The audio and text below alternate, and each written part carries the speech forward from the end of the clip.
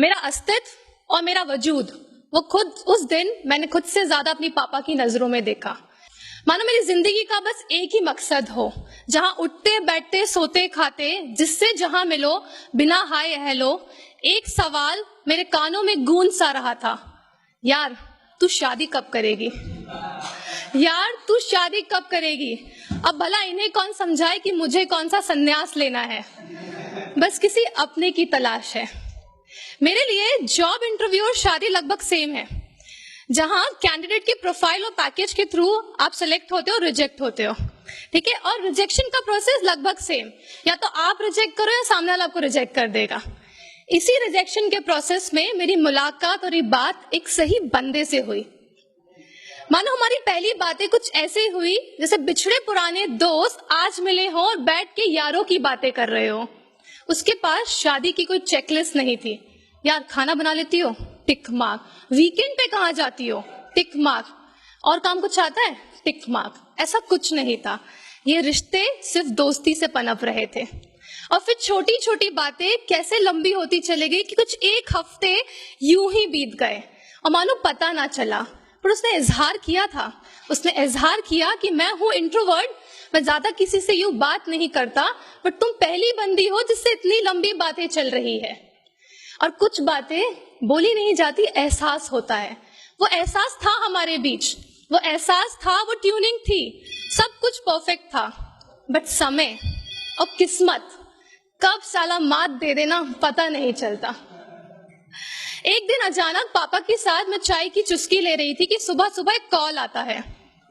पापा का mobile is a loud speaker, public loud speaker.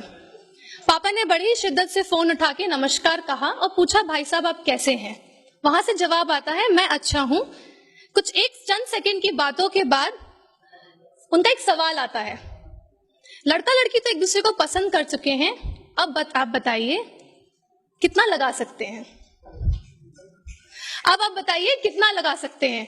पापा की नजरें कुछ मेरी ओर उठी और उन्होंने बड़ी शिद्दत से जवाब दिया कि लगाने को तो भाई साहब अब जितना बोले उतना लगा सकता हूं, बट देने के लिए मेरे पास सिर्फ मेरी बेटी है, जो मेरा गुरूर है। वो एक पल मेरी आंखें नम सी हो गई और पापा के फोन रखते से मैंने उनको जाके जकड़ लिया और बहुत धीरे से पूछा, क्या लड़कियां नीलामी के लिए होती है, क्या लड़कियां बिकाऊ होती है। उस एक रात ना उनके पास कोई जवाब था और ना मेरे पास बोलने के लिए कोई सवाल, बस मन में एक बेचैनी सी थी कि मैं बिकाऊं तो नहीं। माँ बाप बेटी को जन्म देते हैं और बहुत खुश होते हैं, पर दुखी भी होते हैं, क्योंकि उन्हें पता रहता है कि इस बेटी को दुनिया के हर वो आग से निकलना होगा जो शायद इतना आसान नहीं। पर मैंने अपने मन में एक बात ठान ली थी कि मैं नीलामी की वो चीज नहीं तो मेरा मोल ही क्या। जब मैं नीलामी की वो चीज नहीं तो मेरा मोल ही क्या। जो दहेज मांगे भला वो अकेला मर्द भी क्या, वो भला अकेला मर्द भी क्या। कुछ इसी तरह 2-4 दिन तक मेरे घर सन्नाटा सा छाया रहा। ना किसी ने मुझसे कुछ पूछा, ना मैंने कुछ बताया। बट जहन में एक सवाल बहुत खटक रहा था, हम तो अच्छे दोस्त थे ना, फिर क्यों, फिर उसने मुझसे क्यों नहीं पूछा। हिम्मत जुटा के मैंने उसे एक मैसेज किया। मैंने उससे पूछा, hi, we have decided that whatever it may be will be very clear. I would appreciate if you let me know your status. उसका कुछ चंद सेकंड बाद ही जवाब आया। मुझसे बोला, हाय, तुम मेरे परिवार वालों को समझ नहीं आई।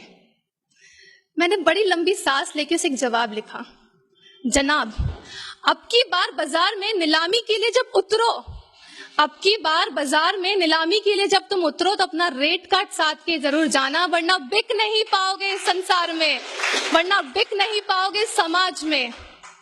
पूरा देश ये नारा लगा रहा है, बेटी बचाओ बेटी पढ़ाओ, बस समाज की असलियत तो ये है यार, बेटी बचाओ बेटी पढ़ाओ और पढ़ी अड़ी लिखी लड़की को बिकाओ फिर। Thank you.